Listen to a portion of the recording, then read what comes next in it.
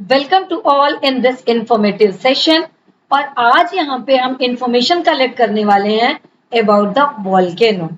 सो volcano क्या होते हैं, इनका इरप्शन क्यों होता है, रीजन क्या है इनके बनने का, then classification of the volcano.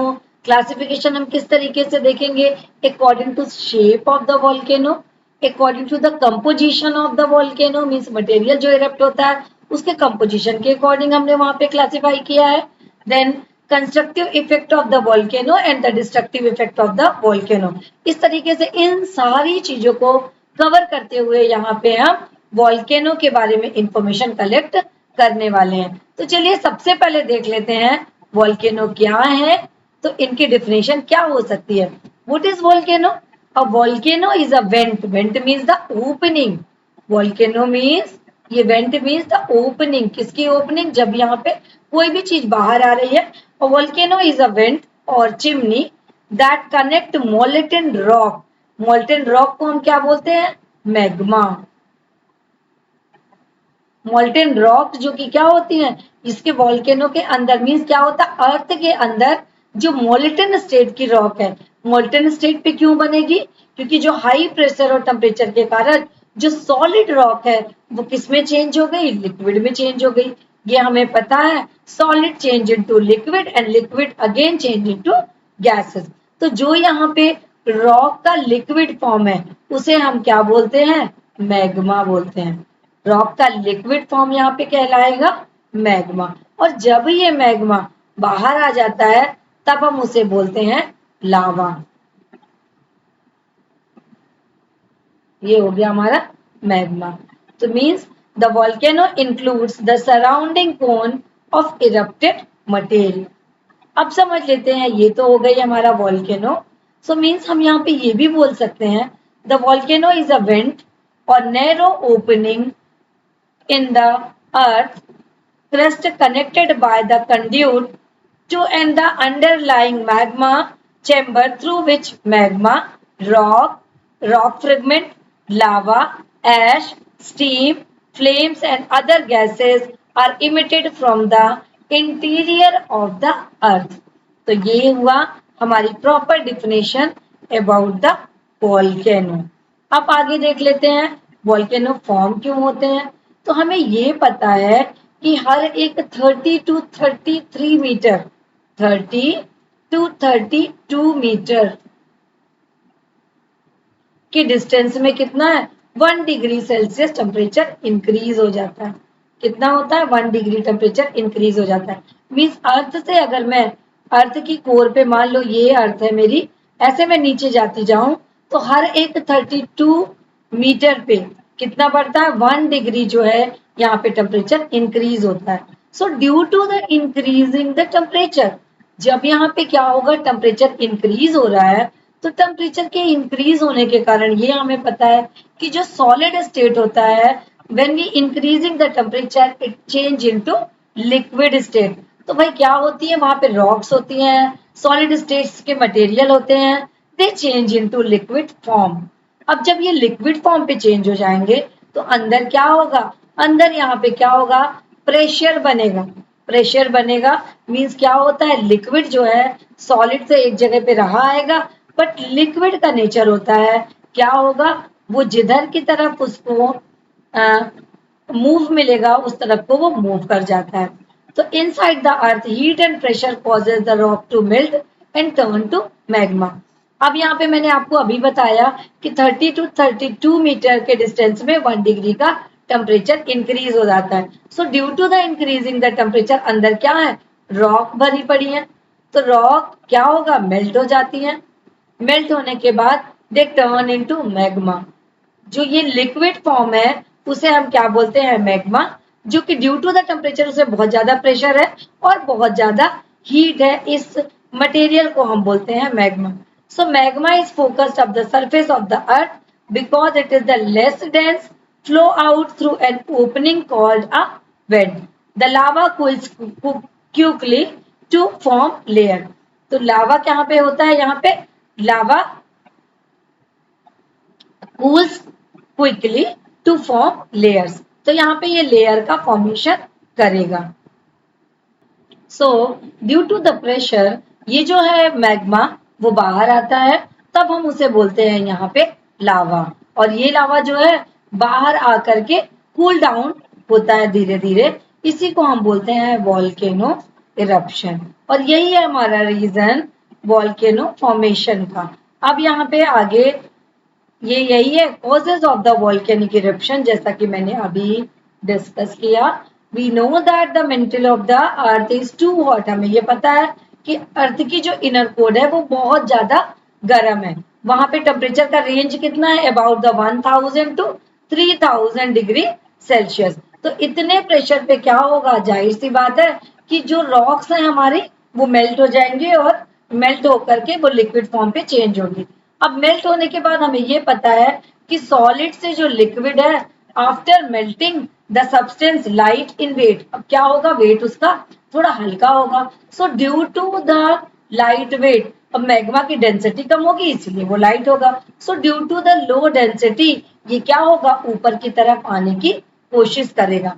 और यहाँ पे इसके साथ साथ और क्या होंगी, इसके कंपोजिशन में अलोंग विथ वाटर होता है sulphur dioxide, carbon dioxide, it dissolve to form forming a bubbles form पे ये बाहर आता है। और इसी को हम मैग्मा के साथ ये बाहर आएगा और मैग्मा को बाहर लाने में बहुत हेल्प करता है।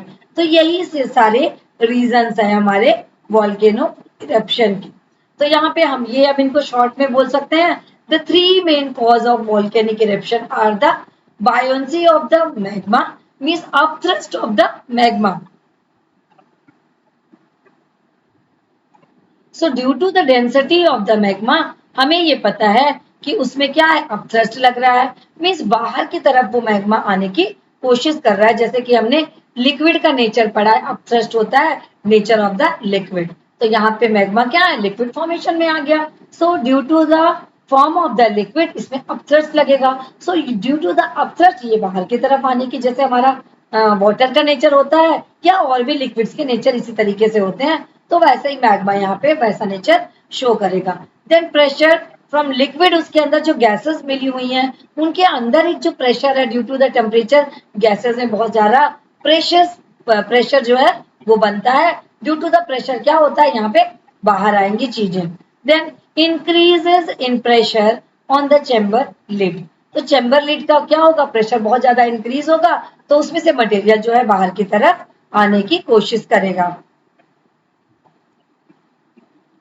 अब अपन देख लेते हैं टाइप्स ऑफ द वॉल्केनो। तो अपन ने अभी देखा what is the volcano and the causes of the volcano, reason of the volcano, क्यों वॉल्केनो का इरप्शन होता है। Then come to the types of the volcano. तो टाइप ऑफ द वॉल्केनो यहाँ पे हमने डिफरेंट डिफरेंट कैटेगरीज के according यहाँ पे वॉल्केनो को के यहाँ पे क्लासिफाई किया है। So on the basis of frequency and intensity of eruption, यहाँ पे क्या कर रहे हैं हम, frequency and intensity of the eruption के अकॉर्डिंग हमने वॉल्केनो के टाइप को डिवाइड किया है। तो पहला वॉल्केनो है हमारा एक्टिव वॉल्केनो। ये हमारा फर्स्ट वॉल्केनो हमारा क्या है, active volcano. So active volcano में हम कौन से ऐसे एक्टिव वॉल्केनो हैं जो कि रिसेंटली अभी इरप्ट हुए हों या कि अभी उसमें इरप्शन चल रहा हो, इस टाइप के वॉल्केनो को हम एक्टिव वॉल्केनो बोलते हैं। सो एक्टिव वॉल्केनो के बहुत सारे एग्जाम्पल है। यहाँ पे माउंट एटना है जो कि इटली का है। ये स्पेशली ये जो बहुत पॉपुलर वॉल्केनो है जो कि एक्टिव वॉल्केनो है, माउंट एटना इन इटली। और माउंट सेंट हेलेना यूएसए का है। और यहाँ पे माउंट स्ट्रॉम्बोली भी है जो कि एक्टिव वॉल्केनो की कैटेगरी में आता है। अगला है हमारा नेक्स्ट वॉल्केनो है dormant volcano. Dormant volcano means सोता हुआ वॉल्केनो। डोरमेंट मीन्स द जो कि निष्क्रिय वॉल्केनो, जो कि हम ये बोल सकते हैं कि डोरमेंट वॉल्केनो मीन्स एक तो सक्रिय हो गया, दूसरा हमारा निष्क्रिय वॉल्केनो।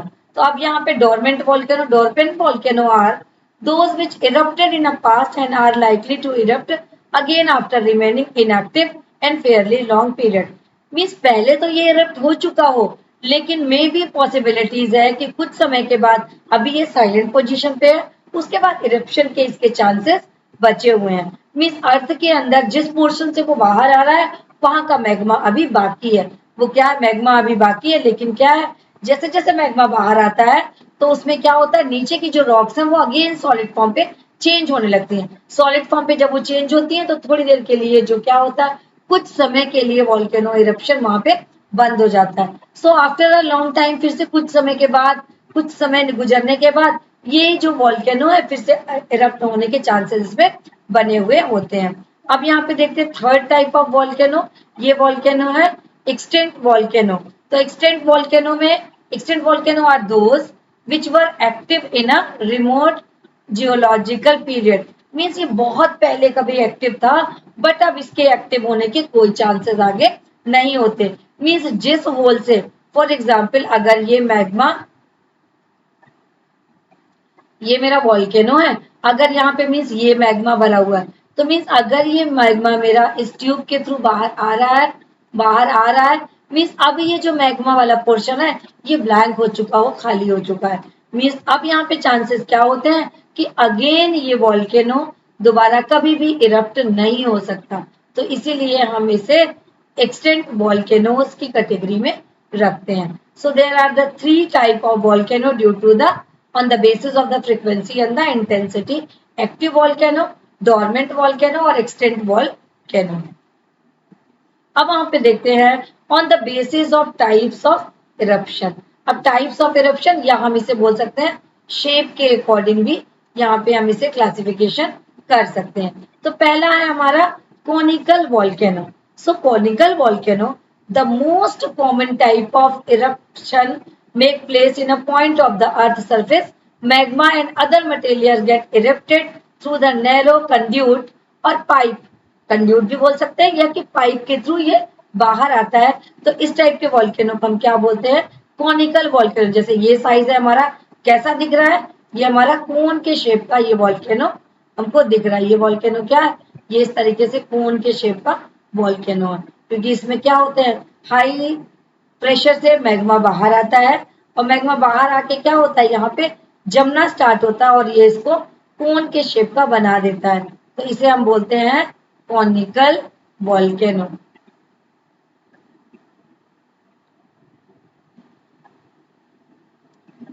आगे अब देखते हैं हम shield volcano. Shield means, shield हम उसको बोल सकते हैं जैसे कि सोल्जर्स जो लेते हैं ना शील्ड। तो shield volcano, a second type of eruption take place along the long narrow fissure in the crust। large quantities of magma are erupted in these spread over a large area। तो यहाँ पे जब ये magma का eruption होता है तो magma के इरप्शन से यहाँ पे एक सील्ड लाइक स्ट्रक्चर बन जाती है।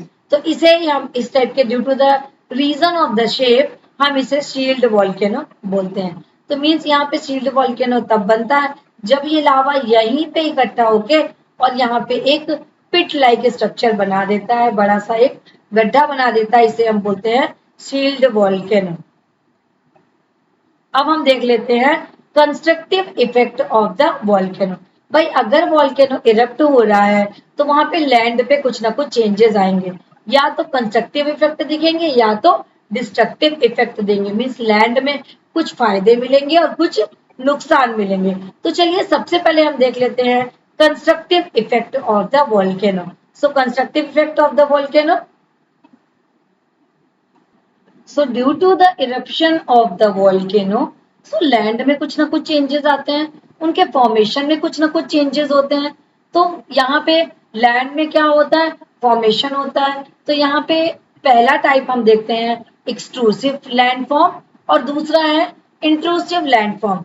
सो एक्सट्रूसिव लैंडफॉर्म क्या होता है, जब मेरा वॉल्केनो इरप्शन हो रहा है, सपोज अगर वॉल्केनो इरप्शन है तो वॉल्केनो इरप्शन में सपोज ये मान लीजिए कि यहाँ पे वॉल्केनो इरप्ट हो रहा है, तो वॉल्केनो इरप्ट होने के बाद बाहर तक वो चीजें आती हैं और बाहर के लैंड का फॉर्मेशन करती हैं। और कभी कभी क्या होता है इंट्रूसिव लैंडफॉर्म में, मान लीजिए कि ये मेरी अर्थ है, अर्थ के ऊपर तक लावा ना आके यहीं कहीं अंदर पे डिफरेंट डिफरेंट स्ट्रक्चर बनाते हुए डिफरेंट तरीके से यहीं पे सॉलिडिफाइड हो गया अंदर ही अंदर। तो उसमें क्या बनती है, डिफरेंट टाइप की रॉक्स का फॉर्मेशन होता है। फॉर एग्जाम्पल ग्रेनाइट हम निकालते हैं तो ये इसी तरीके से बने हुए होंगे। तो यही होता है एक्सट्रूसिव मीन्स लैंड के बाहर, इंट्रूसिव मीन्स लैंड के अंदर जो अपर सरफेस है दैट मीन जो अपर सरफेस ऑफ द अर्थ है, उस अपर सरफेस के बाहर जब कोई भी लैंड का फॉर्मेशन होता है तो उसे हम एक्सट्रूसिव लैंड फॉर्म की कैटेगरी में रहते हैं, और जब सरफेस के अंदर होता है तो हम उसे इंट्रूसिव लैंड फॉर्म की कैटेगरी में रखते हैं। अब यहाँ पे एक चीज और है कि अगर मान लीजिए कि मेरा जो सपोज अगर यहाँ पे वॉल्केनो इरप्शन हो रहा है, सो वॉल्केनो इरप्शन में अगर अंदर मैग्मा की कंपोजिशन में लिक्विड चीजें कम है, लिक्विड कम है, इसमें क्या है, ऐश है, गैस कंपोजिशन है, और ये क्या है, पार्टिकल्स हैं, तो इसमें क्या होगा, मीन्स ऐसा कह सकते हैं सूखी चीजें बाहर आएंगी, और बाहर आने के बाद ये क्या बनाती है, एक कोन का स्ट्रक्चर करती है जिसे हम साइडर कोन बोलते हैं। क्या बोलते हैं, साइडर कोन हम इसको बोलते हैं। अब इसमें क्या है, साइडर कोन है, और अगर मान लो कि इसमें थोड़ा बहुत लिक्विड है तो लिक्विड क्या होगा, नीचे जाके जमता जाएगा। यही रीजन है grow into the large volcanic hill, इसी में तभी लार्ज वॉल्केनिक हिल का फॉर्मेशन होता है। तो चलिए अब समझ लेते हैं एक्सट्रूसिव लैंड फॉर्म पे on the basis of the composition of the lava, lava के कंपोजिशन के अकॉर्डिंग यहाँ पे हम अलग अलग तरीके से डिवाइड करते हैं। तो एक तो हमारा हो गया एसिड लावा, दूसरा हो गया हमारा बेसिक लावा, थर्ड हम डिवाइड करते हैं फिशर एरप्शन। तो यहाँ पे इस तरीके से यहाँ पे 3 पार्ट में हम कंस्ट्रक्टिव इफेक्ट को डिवाइड कर रहे हैं। तो अब यहाँ पे कंस्ट्रक्टिव इफेक्ट में किसका कैटेगरी हम पढ़ रहे हैं, एक्सट्रूटिव लैंड फॉर्म। तो अब यहाँ पे हम एक्सट्रूसिव लैंड फॉर्म को यहाँ पे हम देखते हैं। एक्सट्रूसिव लैंड फॉर्म, तो एक्सट्रूसिव लैंड फॉर्म में सबसे पहले हमारा है एसिड लावा। एसिड लावा नाम से इसकी प्रॉपर्टी क्या होती होगी, एसिडिक होती होगी। सो acid lava is highly viscous, means highly viscous, viscous means बहुत ज्यादा गाढ़ा, हाईली विस्कस मींस बहुत ज्यादा गाढ़ा। तो यहाँ पे जो लावा जो बाहर आता है वो क्या होता है, हाईली विस्कस होता है, मींस बहुत गाढ़ा होता है, and can flow over a short distance, और ये केवल थोड़े एरिया तक ही क्या होता है, ये थोड़े एरिया तक ही हम इससे क्या करते हैं, ये स्प्रेड हो सकता है।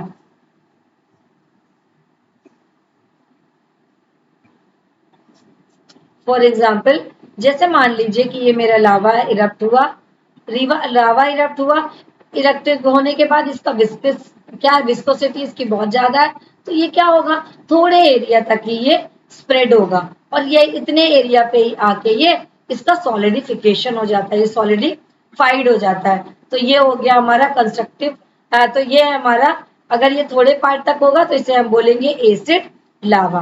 तो यहाँ पे है क्या क्या होता है जिससे ये बहुत ज्यादा विस्कस होता है, इसमें है मोर अमाउंट में क्या होगा, silica, than less amount of the metal, metal के जो है लेस अमाउंट होगा, इन मेटल में क्या हो सकता है, आयरन एंड मैग्नीशियम, ये मेटल जो है इसमें कम अमाउंट में है, इसलिए क्या होगा, ये जो हमारा मटेरियल बनेगा वो ज्यादा पतला नहीं बनेगा, थिक बनेगा, मीन्स विस्कस होगा, और जब ये बाहर निकलेगा तो विस्कस मटेरियल क्या होगा, ज्यादा एरिया को कवर नहीं करता और आसपास के एरिया तक में जाकर के जम जाएगा। So acid lava is viscous and it does not flow rapidly, it solidifies near the vent to form the steep dome shaped hill, this is called volcanic dome, इसे हम क्या करते हैं, वॉल्केनिक डोम बोलते हैं। Now next is the basic lava. Basic lava में इसका composition में क्या होगा, ये विस्कस कम होगा, मींस इसका जो मटेरियल होगा वो बहुत पतला होगा, flow readily down and slope of land and get solidified away from the vent। तो अब ये क्या होगा, इतना पतला होगा कि ये वेंट है जो इसकी ओपनिंग है इससे बहुत दूर जाकर के इधर ये क्या होगा, सॉलिडिफाइड होगा, दूर जाके सॉलिडिफाइड होगा, और वेंट इसका ये है। तो इस टाइप के मटेरियल में in such cases volcanic oozes assume a board summit with gentle slope around it, और इस केस में क्या होगा, हमारा सिलिका कम होगा, सिलिका कम होगा, और आयरन मैग्नीशियम ये सब मेटल्स ज्यादा अमाउंट में प्रेजेंट है। Now next one is the fissure eruption. Fissure eruption में जैसे मान लीजिए कि ये मेरा लैंड है, लैंड में the magma erupt quietly through the narrow fissure, एकदम धीरे से क्या होता है, इसमें फिशर मीन्स दरार का फॉर्मेशन करता है, थोड़ा थोड़ा मैग्मा मेरा इन सब से बाहर आता है। मीन्स यहाँ पे क्या है, हमको फव्वारे के फॉर्म पे बाहर नहीं आ रहा है, जो धीरे धीरे इन दरार में से, क्रैक्स में से, जो कि बहुत सारे किलोमीटर ऑफ द लेंथ तक ये फैले हुए होते हैं और धीरे धीरे मैग्मा बाहर आता है। Magma spread on the surface and cool down as a sheet of lava covering the surface of land. तो इसको क्या करते हैं, वो लावा जो है शीट ऑफ द लावा, और उस सरफेस को क्या करते हैं, ये कवर कर लेता है।